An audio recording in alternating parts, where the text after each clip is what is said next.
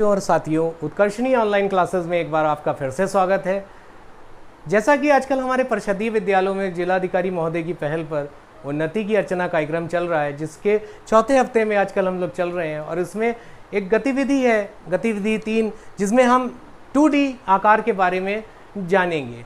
प्यारे बच्चों, ये 2D क्या है? डी यानी डायमेंशन, डायमेंशन यानी विमा होती है। प्यारे बच्चों, विमाएं 3 होती हैं, लंबाई, चौड़ाई, ऊंचाई।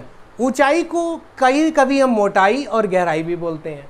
जैसे एक उदाहरण लेते हैं हम कि मेरे पास एक खंबा लगा हुआ है और इसकी ऊंचाई मुझे नापनी है, पेड़ की ऊंचाई नापनी है, या मुझे किसी बच्चे की ऊंचाई नापनी है, तो वहाँ पर एक विमा काम करेगी, ऊंचाई, और मुझे किसी विमा से लेना देना नहीं है। इसी तरह मुझे लंबाई, मुझे मान लीजिए एक डोरी खरीदनी है तो मुझे लंबाई नापनी पड़ेगी कि मैं कितने मीटर डोरी लगाऊं ताकि मैं अपने कपड़ों को सुखाने के लिए प्रयोग कर पाऊंगा। तो ऐसी आकृतियां एक 1D यानी कि एक विमीय कहलाती हैं, जिसमें केवल लंबाई होती है या उसी लंबाई को कभी कभी हम ऊंचाई बोलते हैं। इसके बाद प्यारे बच्चों आता है 2D। 2D का मतलब है 2 विमीय यानी 2 विमा वाली। इसमें लंबाई और चौड़ाई होती है। 2 विमा वाली आकृतियां जैसे आयत, वर्ग, ये जो है ये 2 विमा वाली आकृतियां हैं जो आप जिनको जानते हैं, दैनिक जीवन में आपने देखा है। और त्रिविमीय आकृति, आइए देखते हैं त्रिविमीय आकृति क्या होती है। ये देखिए मेरे पास एक घनाभ है। अगर आप इसको ध्यान से देखें, मैंने इसकी सब कुछ छुपा लिया है तो सामने आपको एक आयत दिखाई देगा। लेकिन बच्चों ऐसा नहीं है, जैसे ही मैं इसको थोड़ा सा तिरछा करूंगा आप देखेंगे इसमें ऊंचाई भी साथ में आ जाएगी। इसे हम ऊंचाई या मोटाई कह सकते हैं। तो प्यारे बच्चों, त्रिविमीय के बारे में हम कभी और पढ़ेंगे। आज हम जानेंगे कि 2D आकृतियां क्या होती हैं या द्विविमीय आकृतियां क्या होती हैं। 2D अर्थात 2 विमा वाली। आइए देखते हैं कि 2 विमा वाली आकृतियां कौन कौन सी होती हैं हमारे दैनिक जीवन में। आइए देखिए, पहली आकृति है वृत्त, त्रिभुज, वर्ग, आयत, पंचभुज। इसी प्रकार अष्टभुज और दीर्घवृत्त। और जो हमारा वृत्त है उसको जब हम आधा कर देंगे तो जो हमें आकृति प्राप्त होगी वो अर्धवृत्त कहलाएगी बच्चों। आइए बच्चों, हम देखते हैं कि हमारे दैनिक जीवन में हमको कौन कौन सी आकृतियां हैं जो 2D होती हैं। पहली आकृति वृत्त है, दूसरी आकृति त्रिभुज, तीसरी आकृति वर्ग, चौथी आकृति आयत, पांचवी आकृति पंचभुज, छठी आकृति अर्धवृत्त, सातवीं आकृति षडभुज, आठवीं आकृति अष्टभुज, नवीं आकृति दीर्घवृत्त। प्यारे बच्चों, जैसे जैसे हम कक्षाएं आगे बढ़ेंगे, हमारा गणित का ज्ञान बढ़ता जाएगा, तो हम इसकी जो गणित से संबंधित चीज़ें होती हैं कि ये जो हमारी त्रिभुज होता है या 3 भुजाओं या उससे अधिक बनी बंद आकृतियों को, रेखाओं से घिरी आकृतियों को हम बहुभुज कहते हैं। और कब किस केस में कौन सी कंडीशन लगेगी कि वही बहुभुज त्रिभुज बन जाएगा, फिर वो वर्ग बन जाएगा, फिर वो आयत बन जाएगा, फिर वो पंचभुज बन जाएगा। ये बच्चों जैसे जैसे हम आगे बढ़ेंगे पढ़ेंगे। आइए देखते हैं कि 2 विमीय आकृतियां क्या होती हैं और उनके गुण क्या होते हैं। 2 विमीय या 2D आकृति एक समतल आकृति होती है जिसमें केवल 2 विमाएं होती हैं, लंबाई और चौड़ाई। 2D या 2 विमीय आकृतियों में मोटाई और ऊंचाई नहीं होती है, इसे केवल 2 तरफ से मापा जा सकता है। इसी प्रकार 2D या द्विविमीय आकृतियों को सपाट सतह जैसे दीवार, कागज या फर्श पर खींचा जा सकता है। 2D या 2 विमीय आकृतियों की केवल परिमाप और क्षेत्रफल की गणना की जा सकती है। 2D आकृतियां सपाट होती हैं, उन्हें भौतिक रूप से नहीं पकड़ा जा सकता क्योंकि उनमें गहराई और मोटाई नहीं होती है। तो बच्चों, ये गुण जिन आकृतियों में पाए जाते हैं वही 2D आकृतियां कहलाती हैं। आइए बच्चों, हम देखते हैं कि एक उदाहरण से समझते हैं। ऐसा बच्चा जो अभी कक्षा 1 में नया आया है, जिसने अभी हमारे कक्षा विद्यालय में आया है और एडमिशन लिया हुआ है, ना तो उसे लंबाई का ज्ञान है, ना उसे चौड़ाई का ज्ञान है, ना वो वृत्त जानता है, ना वो कुछ जानता है। लेकिन मैं एक ऐसा तरीका बताऊंगा कि आपके जो छोटे भाई बहन हैं जो बड़े क्लास में पढ़ते हैं, वो भी आप उनको जाके बताइएगा, वो आपके घर में जितनी चीज़ें हैं वो बताएंगे कि 2D हैं या 3D हैं। आइए एक उदाहरण देखते हैं। एक मेरे पास सीढ़ी है जो कि वृत्ताकार है। इसमें एक तरफ देखिए चित्र बना है मीना का और दूसरी तरफ ये शादी है। इसकी दो साइड है। आप देखिए ये साइड समान है, प्लेन है, समतल है। मैंने बताया कि 2D आकृतियां समतल होती हैं। अगर मैं इसको अपनी हथेली के बीच में रखूं तो एक तरफ ये चित्र है जिस पर हथेली जा रही है, दूसरी तरफ ये प्लेन है। आइए मैं इसको रख के देखता हूँ, क्या मुझे इस सीढ़ी को पकड़ने के बाद अगर मैं देखूं तो मेरी दोनों हथेलियों के बीच में क्या मुझे कोई जगह दिखाई दे रही है? नहीं बच्चों। आइए एक और उदाहरण देखते हैं। एक मेरे पास आयताकार टुकड़ा है, मैं उसको अपनी हथेली के बीच में रखता हूं, दोनों साइड को मैंने अपनी हथेली के बीच में रखा और मैं अब देखता हूं कि क्या मेरी हथेली के बीच में कोई जगह दिखाई दे रही है मुझे? नहीं। प्यारे बच्चों, ऐसी जो कंडीशन, ऐसी जो चीज़ है कि अगर मेरे अपनी हथेली में किसी चीज़ को पकड़ लूं, दबा लूं और उसके बीच में मेरी हथेली में कोई भी जगह ना दिखाई दे तो ऐसी चीज़ को मैं 2D कहूँगा। अब बच्चा जो आपका भाई बहन है, छोटा है, वो आपके घर में जितनी चीज़ें हैं वो बता देगा कौन सी 2D है, कौन सी 3D है। आइए मैं देखता हूँ एक घनाभ को मैंने अपने हाथों के बीच में रखा है, दोनों हथेलियों के बीच में रख लिया है और आप देखिए कि मेरी हथेलियों के बीच में जगह दिखाई दे रही है। अतः यह आकृति 2D आकृति नहीं है। इसी तरह मैंने एक बेलन लिया हुआ है, इसको मैंने अपनी हथेली के बीच में रखा हुआ है और आप देखें कि जब मैं देख रहा हूँ तो मेरी दोनों हथेली के बीच में मुझे जगह दिखाई दे रही है। इसी तरह मैं इसको अगर बेड़ा कर लूँ तो आप देखिए मेरी दोनों हथेलियों के बीच में मुझे जगह दिखाई दे रही है। अब जो आपके छोटे भाई बहन हैं, जो बच्चे अभी अभी नए कक्षा में आए, 1 में 2 में आए, जिनको गणित का इतनी समझ नहीं है, इतनी गहरी समझ नहीं है, क्योंकि गणित एक अमूर्त विषय है, हमें मूर्त से अमूर्त की तरफ ले जाना है बच्चे को। तो जो मैंने आपको ये ट्रिक बताई है कि ऐसी आकृतियाँ जिनको मैं अपनी हथेली में रख लूँ और मेरे को अगर मैं देखूँ तो मेरी हथेली के बीच में कोई भी मुझे जगह ना दिखाई दे आर पार, तो ऐसी आकृतियाँ 2D आकृतियाँ कहलाएंगी। क्योंकि देखो बच्चों, मैंने आपको बताया कि ऐसी आकृतियों में लंबाई और चौड़ाई होती है, लेकिन बच्चा आपसे सवाल करेगा सीधा सीधा कि इस सीढ़ी में कहाँ लंबाई है, कहाँ चौड़ाई है, मुझे तो नहीं दिख रही है।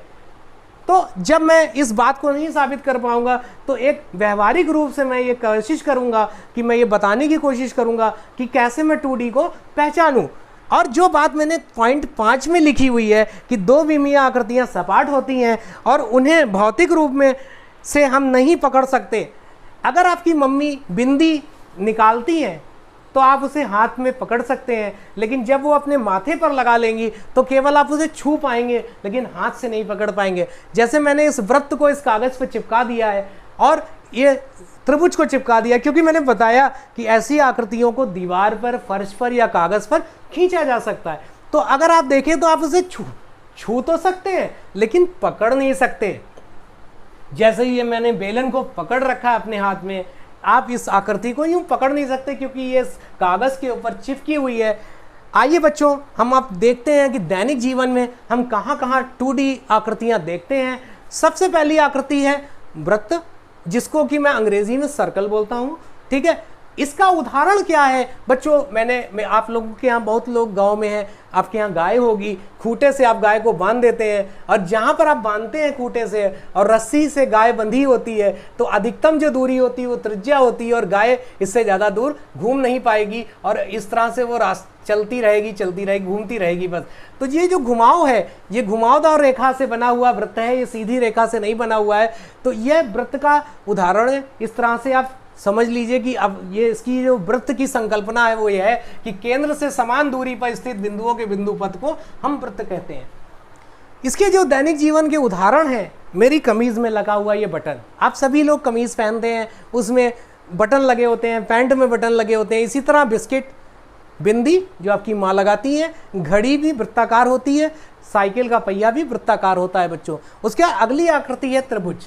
त्रिभुज यानी ऐसी आकृति, बंद आकृति जो 3 रेखाओं से घिरी हुई है। बच्चों बंद होना जरूरी है। देखिए वृत्त भी बंद है, खुला नहीं है, बंद आकृति। अगर मेरे खेत में रोज गाय घुस जाती है तो मैं चारों तरफ इसके बाड़ लगा देता हूं। अगर बाड़ जरा सी भी खोल दूंगा तो गाय घुस जाएगी, इसलिए मेरी जो आकृतियां हैं वो बंद होनी चाहिए। देखिए ये आकृति जो है 3 रेखाओं से बनी हुई है और बंद आकृति है। ऐसी आकृति को मैं त्रिभुज कहता हूं, अंग्रेजी में से ट्रायंगल कहते हैं। मेरे घर में बर्थडे है मेरा या मेरे घर में कोई त्यौहार है, होली, दिवाली, और मैं अपने घर को सजाने के लिए मैं बंधन बार लगाता हूँ, उसमें देखिए त्रिभुजाकार टुकड़े कटे कटे लगे होते हैं, ये त्रिभुज का एक उदाहरण है। इसी तरह मेरे मंदिर के ऊपर जो झंडा लगा हुआ है वो भी त्रिभुजाकार है। मैं जिस में कपड़े टांगता हूँ उसे हैंगर कहता हूँ, और ये देखिए इसका भी ये 3 रेखाओं से घिरी हुई आकृति है, त्रिभुज है। इसी तरह ये जो चिप्स हैं, आप देखिए बिंगो के मैडेंगल्स आते हैं जो कि त्रिभुजाकार आकार के होते हैं। इसी तरह पिज़्ज़ा, आजकल पिज़्ज़ा का चलन बहुत बढ़ गया है, पिज़्ज़ा का एक टुकड़ा आप निकालेंगे तो ये त्रिभुजाकार होगा। इसी तरह मैं तरबूज को काट लिया है और तरबूज के टुकड़े को आप देखिए तो ये त्रिभुजाकार है, 3 भुजाओं से बना हुआ बंद गिरी आकृति है। अगली आकृति बच्चों वर्ग है। वर्ग के जो दैनिक जीवन में उदाहरण मिलते हैं, मेरे घर में अगर टाइल लगा हुआ है और टाइल टूटा नहीं है और उसको काटा नहीं गया है तो टाइल वर्ग होगा। वर्ग की ये खासियत होती है कि 4 भुजाओं से बना होता है, आमने सामने की भुजाएं समांतर होती हैं, चारों भुजाएं आपस में बराबर होती हैं, प्रत्येक कोण 90 डिग्री का होता है। इसके दैनिक जीवन में उदाहरण, विद्यालय में बच्चों आपने कैरम खेला होगा, कैरम बोर्ड जो होता है वो वर्गाकार होता है, वर्ग की आकृति का होता है। इसी तरह फोटो फ्रेम वर्गाकार होता है, ब्रेड का टुकड़ा वर्गाकार होता है, शतरंज का खेल जो शतरंज का बोर्ड होता है वो वर्गाकार होता है। आइए बच्चों, और इससे आगे की जो आकृति हम देखते हैं वो आयत है। मेरा जो ये ब्लैक बोर्ड है ये आयताकार है। देखिए जो ये बड़ी साइड है ये लंबाई कहलाएगी, जो छोटी साइड है वो चौड़ाई कहलाएगी। तो प्यारे बच्चों, आयत को रेक्टेंगल भी बोलते हैं अंग्रेजी में। इसका उदाहरण मेरे घर में लगा हुआ खिड़की, दरवाज़ा, टीवी का स्क्रीन, इसी तरह मोबाइल का स्क्रीन, कंघा और ये पटरी। आप देखें पटरी जो होती है वो भी आयताकार होती है। प्यारे बच्चों, ऐसी आकृति जो 5 भुजाओं से मिलकर बनी हो, बंद हो, उसे हम पंचभुज कहते हैं या पेंटागन कहते हैं। और बच्चों ऐसे उदाहरण हमें कहाँ मिलते हैं, क्योंकि देखो ऐसे उदाहरण थोड़ा मुश्किल से मिल पाते हैं। मेरे पास अगर कोई लिफाफा हो और मैं इसको खोलूं तो ये आप देखिए 5 भुजाओं वाला बन जाएगा। ये मेरे पास एक लिफाफा है जो जब तक बंद है तब तक ये वर्गाकार है, और अब जब मैं इसे खोलूंगा तो ये देखिए बच्चों पंचभुजाकार बन जाएगा। मैं मान लीजिए मुझे किसी पार्टी में जाना है, मेरे को कपड़े खरीदने थे, साड़ी खरीदनी थी, लेकिन समय की कमी की वजह से मैं नहीं खरीद पाया, तो मैंने सोचा कि मैं लिफाफे में पैसे रख के दे दूं, खुले पैसे नहीं दे सकता, इसलिए मैंने एक लिफाफा खरीदा। और लिफाफे को जब मैं खोलूंगा और इसमें पैसे रखूंगा तो आप देखिए 1 2 3 4 5। तो दैनिक जीवन में पंचभुज का जो उदाहरण है वो खुला हुआ लिफाफा है बच्चों, ये आप ध्यान रखिएगा। इसी तरह कोई ड्रेस मैं खरीदने गया और उस ड्रेस का जो मूल्य है, बड़े बड़े मॉल्स में हर कोई ये नहीं बता पाता है कि ये कितने रुपए का है, तो नए कपड़ों में टैग लगा होता है, इसे प्राइस टैग कहते हैं, यानी मूल्य की पर्ची, और ये भी पंचभुजाकार होती है, 1 2 3 4 और 5। इसी तरह मेरी झोपड़ी का जो आगे का हिस्सा है उसमें देखिए ये छत है तिरछी, 1 2 3 4 और 5। अब मैं मान लीजिए इस वक्त ट्रेन में यात्रा कर रहा हूँ, मेरा मन कर रहा है चाय पीने का, ना तो मेरे पास चूल्हा है ना कुछ है, लेकिन ट्रेन में एक ऐसी सर्विस है जो मुझे चाय उपलब्ध कराती है। वो दूध लेके आता है, पानी लेके आता है, उसमें शक्कर मिली होती है, और मुझे एक टी बैग दे देता है जिसको कि मैं अपने कप में डालता हूँ, हिलाता हूँ, थोड़ी देर में चाय बन जाती है। बच्चों ये भी पंचभुज का एक बहुत बड़ा उदाहरण है। इसमें देखिए 5 भुजाएं होती, 1 2 3 4 5। इसी तरह मेरी छिली हुई पेंसिल, 1 2 3 4 5। प्यारे बच्चों, हम जो रोटी खाते हैं वो वृत्ताकार होती है, पापड़ वृत्ताकार होता है। अगर मैं मैं रोटी खा रहा था, उसी वक्त मेरा एक दोस्त आ गया, मेरे पास एक ही रोटी थी, माँ ने कहा कि दोस्त को भी खिला दो। अब क्या करूँगा, मैं उस रोटी के 2 टुकड़े कर दूंगा, ठीक है, और आधा आधा टुकड़ा ले लूँगा। तो बच्चों जब हम किसी वृत्त को आधा कर देते हैं तो उसे अर्धवृत्त बोलते हैं, उसे अंग्रेजी में सेमी सर्कल बोलते हैं। इस तरह का जो उदाहरण है मेरे पास बच्चों वो है प्रोटेक्टर। आपके पास बच्चों प्रोटेक्टर होगा, मेरे पास भी एक प्रोटेक्टर है, चांदा है। इससे हम आप जानते हैं कि ऐसा यंत्र होता है गणित में, हमारी गणित किट में भी एक ऐसा यंत्र है जिसमें चांदे हैं, जिसके बारे में मैं आगे वीडियो बनाऊंगा और आप देखिएगा, उसमें गणित किट के बारे में मैं बताऊंगा। ये जो चांदा है ये अर्धवृत्त का उदाहरण है। आप देखिए कि वृत्त को मैंने आधा कर दिया, अब ये लकीर जो है ये व्यास है जो कि पूरे वृत्त को 2 टुकड़े में बांट रही है बराबर बराबर। इसके बाद एक ऐसी खिड़की है किसी के यहाँ अर्धवृत्ताकार खिड़की भी लगी होती है। मेरे पास अगर मोटरसाइकिल है, कार है, उसमें जो स्पीड नापने का मीटर लगा है वो भी अर्धवृत्ताकार होता है। आजकल बहुत गर्मी पड़ रही है बच्चों, जब लाइट नहीं आती तो मैं पंखा हम लोग चलाते हैं, और हाथ से हाँकने वाले पंखे होते हैं और कुछ डिज़ाइनर पंखे होते हैं जिनको मैं खोल लूँगा तो अर्धवृत्ताकार होते हैं और उससे मैं हवा कर सकता हूँ। आइए बच्चों, अगला उदाहरण जो देखते हैं वो षटभुज का होता है। षट का मतलब है छह भुजा, हेक्सागन, जिसको अंग्रेजी में हेक्सागन कहते हैं। प्यारे बच्चों, आपने अपने घर के आसपास गांव में पेड़ों पर, घरों में मधुमक्खी के छत्ते देखे होंगे। मधुमक्खी के छत्ते को अगर आप कभी देखें तो वो षटभुजाकार होता है, छह भुजाओं वाला।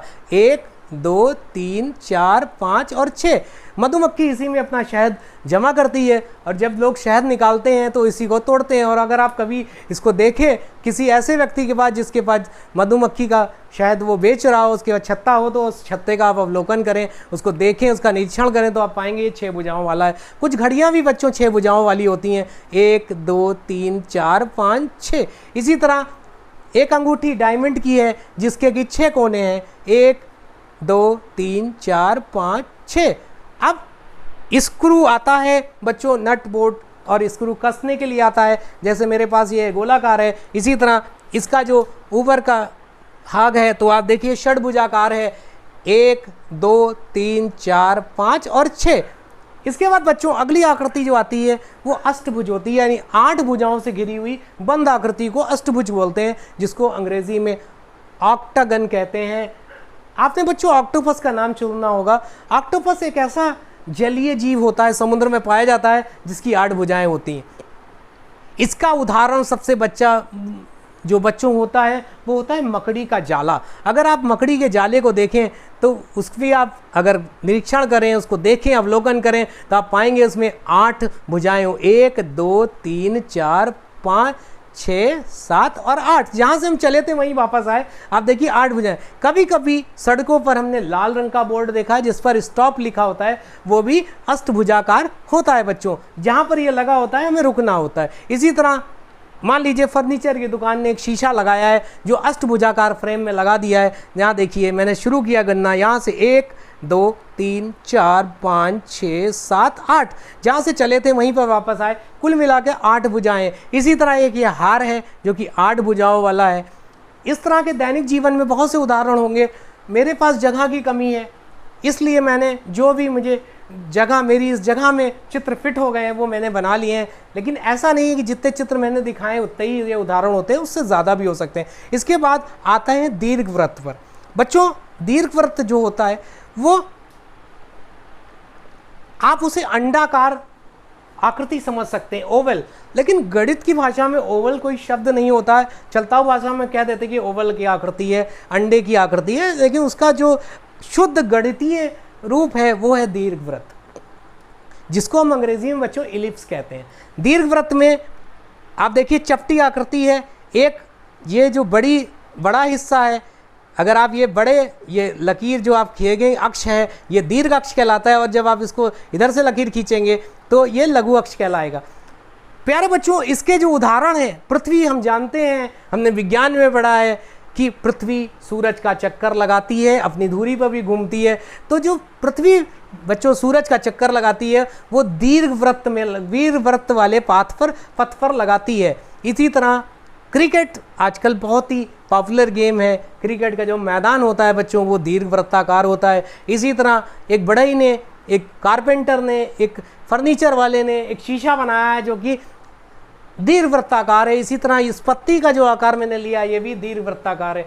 तो प्यारे बच्चों, हमने आज देखा कि 2D क्या चीज़ होती है, 2D की संकल्पना क्या है, 2D को उन बच्चों को कैसे पढ़ाएंगे जो मेरे स्कूल में अभी नए नए आए, मेरे छोटे भाई बहन हैं, उनको मैं कैसे सिखाऊंगा। ना तो उनको इसका ज्ञान है कि लंबाई क्या होता है, चौड़ाई क्या होता है, वो स्केल नहीं जानते, वो लकीर नहीं खींचना चाहते। लेकिन एक छोटे से उदाहरण से मैंने ये समझाया था आपको कि कैसे मैं अपने घर में जो चीज़ें इकट्ठा कर दूं और बच्चे को एक ट्रिक मैं बता दूं कि मैं अपनी, पहली बात तो 2D आकृति सपाट है, देखिए ये CD है, इसमें एक तरफ मीना का चित्र बना है, दूसरी तरफ ये चमकीला हिस्सा है। मैंने इसको अपनी हथेली के बीच में रखा है और अब मैं इसको हथेलियाँ अपनी बंद कर ली हैं, क्या मुझे अपनी हथेलियों के बीच में कोई जगह दिखती है? नहीं दिखती है बच्चों।